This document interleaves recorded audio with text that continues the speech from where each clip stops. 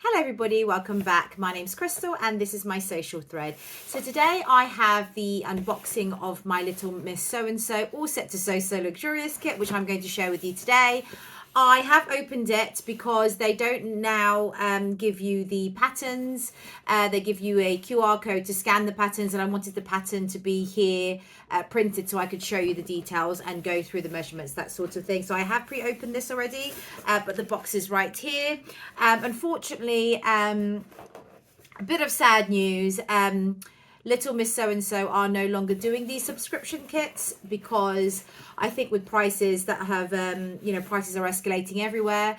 And also, as I have said numerous times before in all of the vlogs that I do for this particular subscription box, it's priced at £65, and the contents that you get is far beyond. You're looking at £80 to £100 most boxes in terms of what you get, in terms of the fabric that you get, luxurious fabrics that are sort of 18 to 24 pounds a meter, and I get 3.5 meters of that fabric, plus the pattern, the notions and the gift. And I suppose it's just not been financially viable anymore, and so they've decided to stop it, which is so sad really.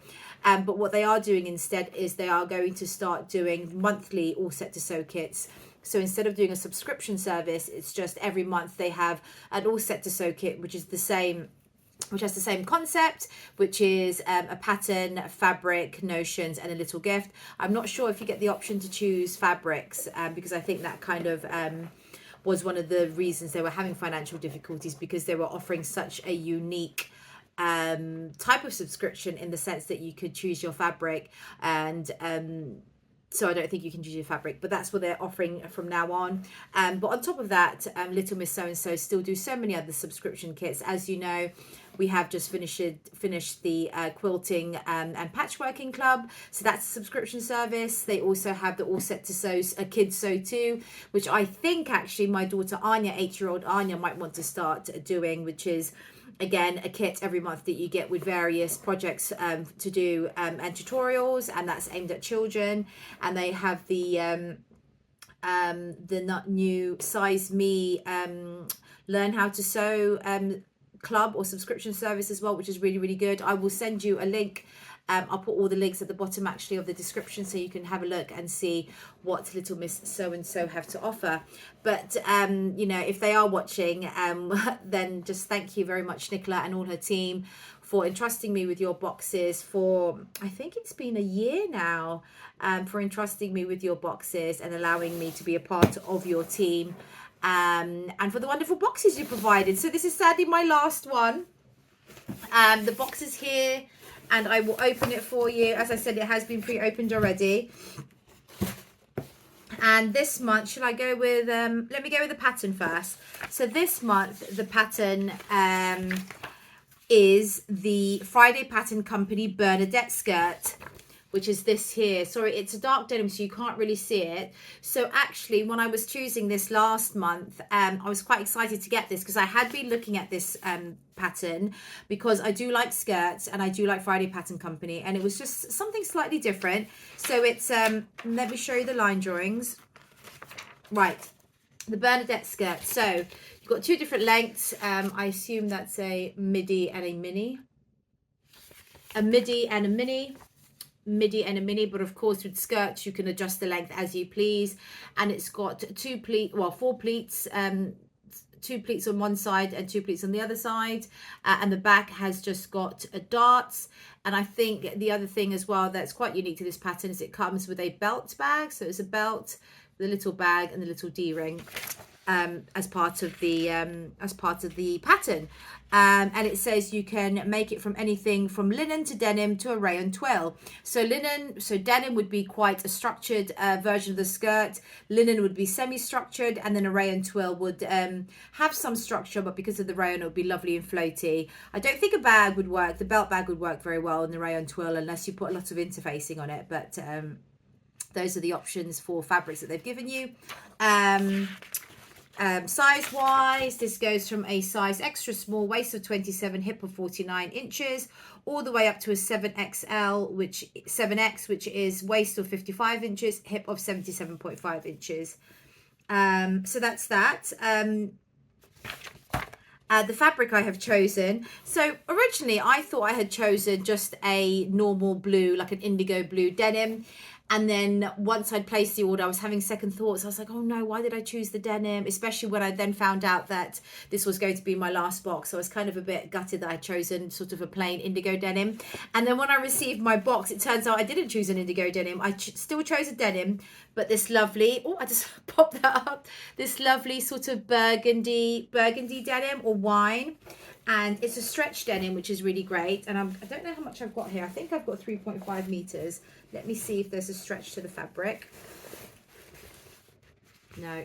Oh yes, there is. So there's a stretch that way, but not the other way. And let me see how much fabric, how much meterage I've got. Let me just get a tape measure.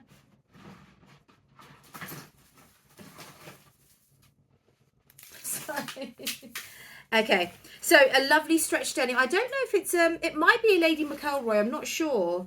I can't remember now. It probably is Lady McElroy because I am so luxurious, so I do get the luxury fabric. So it's probably a Lady McElroy stretch denim in a lovely wine color, which I think is lovely because it's just different from your normal sort of indigos and blues. And I'm just going to measure this. So as with all fabric, you do need to pre-wash, especially denim, because the color does tend to what's it called? Dye, leak. I don't know what you use the term. Dye, run. The color tends to run.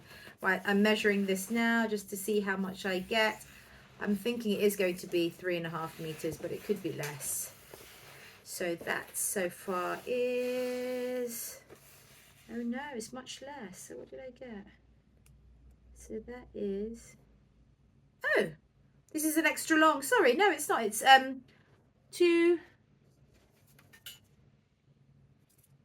224, so 2.25 meters almost, which is lovely. Lots. I didn't realize normally measuring tapes are only up to 150, aren't they, centimeters? But this is an extra long one. I'm not sure why I've got that, but there you go. So 2.25 meters of this beautiful denim stretch Lady McElroy fabric in a wine, and that's the reverse. And then with that, I get the notions. So it's a long zip. Where would this go? In the skirt, I suppose. Yes, it would go with the skirt. So is it an invisible zip at the back? I don't know. Invisible zip at the side somewhere, I suppose. Does it say?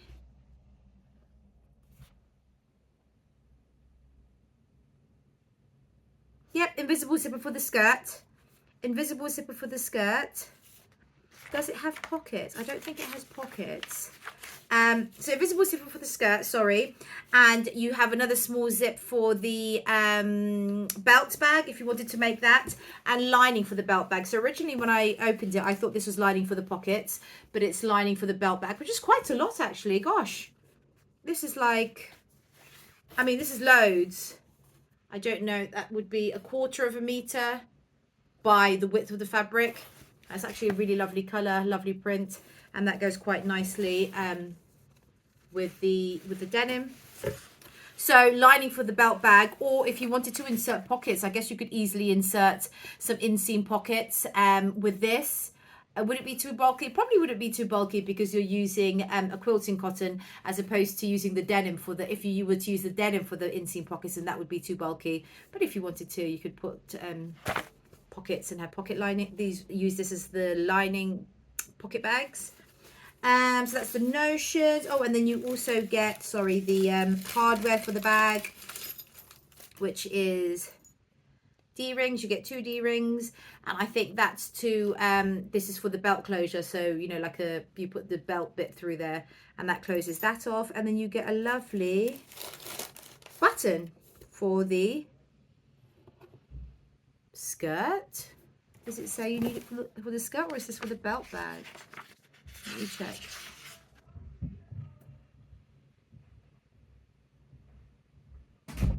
No, button for the belt bag. There you go. And then you also get interfacing. I assume that interfacing is for the waistband. And then you also get the A0 printout, which is here. And you also get a little note, which is lovely. And it basically tells you about the pattern, why they chose it, and it gives you the QR code as well to access your files, which I have done, hence I've got this printout here. And then last but not least, you get a little gift as always. Oh, matching thread, I'm so sorry, I'm all over the place. Gatterman's 100 meter matching thread, lovely deep wine colour. And then the little gift this month is a lovely pin from flossyteacake.co.uk. Our wooden pin badges are made from responsibly sourced birch plywood. And it's a lovely little sewing machine. I have actually got an enamel pin of a sewing machine from another box, which is lovely. And I haven't actually used it yet. I'm just sort of keeping these little sewing goodies in a little box somewhere. So that's really lovely. And that's all I got in my box. So I need to pre-wash my fabric first and hopefully get that cut out. I am doing the midi version, but I probably won't do the belts bag only because I have just started recently making up the Harrelson. Let me show you the Harrelson belt bag by Noodlehead patterns. I thought I had it with me. Noodlehead patterns. Oh no. Oh, there it is. So I've made 2 of these so far. One I have gifted and one I've given to my daughter. So technically both gifted. But it's the Harrelson belt bag by Noodlehead. And coincidentally, Little Miss So-and-so do also do a kit for the Harrelson belt bag. So you get the pattern, you get all the notions, you get a choice of canvas fabric, a choice of lining fabric, and then they provide you with faux leather for the flaps. They provide you with all the hardware and real leather bits for these strap bits here. And I think it's about £50, which is really good value. So the belt bag looks like this, line drawing wise. Swivel clips here, swivel clips there, zipper at the back, and there's also an interior zipper pocket as well in there. So as I said, I've made 2, and so I'm not really after a belt bag to match this, but I might use some of the remnant fabric to create a mix and match Harrelson belt bag to go with the skirt when I'm wearing the skirt. So I will talk about the Harrelson at some point in my roundup of the makes vlog, or like a Friday sews or something. But I really love this bag. I've made 2 so far, and it's just a quick, well, it's not an easy make, I'd say. It sews up fairly quickly, and it's really satisfying sew, and it's just something different from garment making, and it's great for presents actually. So that's really a lovely pattern to do, to sew up. And that's that. Now I'm going to obviously show you last month's make. So my last ever make for this subscription box is the Sew House 7 regalia blouse. And I've got the pattern here. So it looks very much like the Friday Pattern Company Sagebrush top. It has a kind of stand-up collar or mandarin collar. It has a front yoke and a back yoke, gathering at the front, gathering at the back.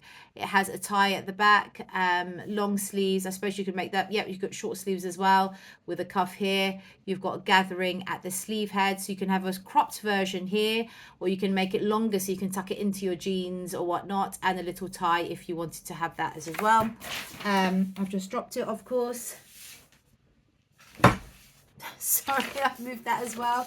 Measurements, size 0, bust of 31 inches, waist of 23.5 inches, all the way up to a size 20, bust of 45 inches, waist of 39.5 inches. I ended up going for, I'm not sure now, an 8 or a 10, I think I went for. And I was thinking, because I looked at the finished measurements, and the actual bodice of the garment is actually quite blousy because of the style of the garment. And I was thinking, should I go down? Should I size down even more? Should I size down? But then I was thinking, if you size down at the body, you have to take into consideration the fact that if you do size down, the yoke that fits around your armhole and your neck, you know, that might be quite tight, and that's what you don't want. And so I stuck to my size 10, I think, and I went for that, and it was actually fine. Instructions were fairly good. They are professionally sort of drafted instructions. Everything was all went to plan, apart from the burrito method for the yolk. The instructions for the burrito method. Now, I've done the burrito method many1 times, although sometimes I still need to have a quick review of how to do it, just so that I've got my mind around it. So now one of the yolks, the front yolk, went perfectly. It was burritoed beautifully, but then the back one wasn't burritoed beautifully. So in the end, so I just sewed it together, and the seam was showing on the inside, and so I've just overlocked that seam, and I just thought, choose your battles. It was fine. It's on the inside. It's not that I don't know how to do a burrito. It's just I just thought, I've done one. I'm not going to unpick everything and do it again. And also the fabric's quite fine, and I just didn't want to, be making holes and unpicking and everything else. Anyhow, so the burrito method, I wouldn't say they're the best instructions, but they're also not the worst instructions, because I have made a stylark pattern before, where with the burrito method, I don't know, it was literally just one sentence or something with the burrito method. So I actually had to YouTube a burrito method tutorial to figure out how to do that stylark pattern. So these are by no means the worst instructions ever. It's just I probably wasn't paying enough attention to it. But yeah, I suppose if you pay attention, read it properly. And also because I'd done one before, I kind of had preconceived ideas of how that would go, and following that and following this, I was just a bit confused. Anyhow, I followed the pattern to a T, apart from I didn't do the back necktie. I just did a thread loop and a button, and I also added a ruffle on the collar, and the ruffle was easy enough to do. I just drafted a 3 centimeter tall, is it 3 centimeter? 3 centimeter tall or high collar, plus the seam allowance, and the length I just did 3 times the collar. So I Googled how long should a frill be, and it basically said it's normally, generally speaking, 3 times the length of your collar. So that's all I did.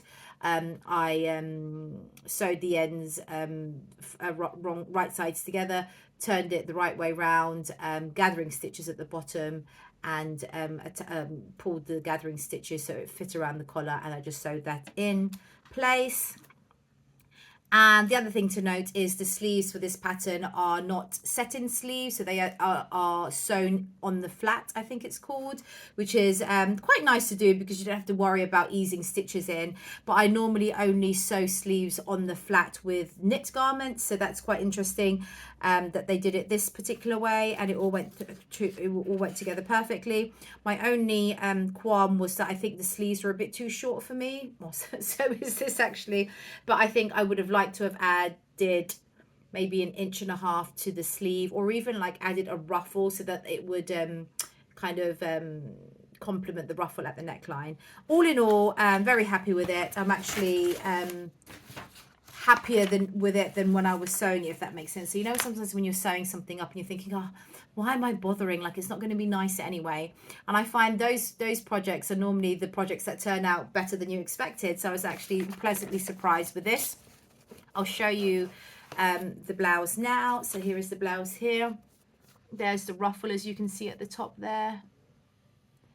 And at the back, I've just done a thread loop and a button instead of the tie. And then you've got the ruffles, not the ruffles, the gathering at the sleeve head here. And this is a Merchant and Mills Indian print cotton, which again, I wasn't too keen on when I first got it because I just wasn't keen on it. But actually, I think it's really, really beautiful now, and I have worn it already. And there you go, Merchant and Mills. I will pop up some photos of myself wearing it. And what else did I want to say? Yes, that's it. So I thought overall it's a lovely pattern.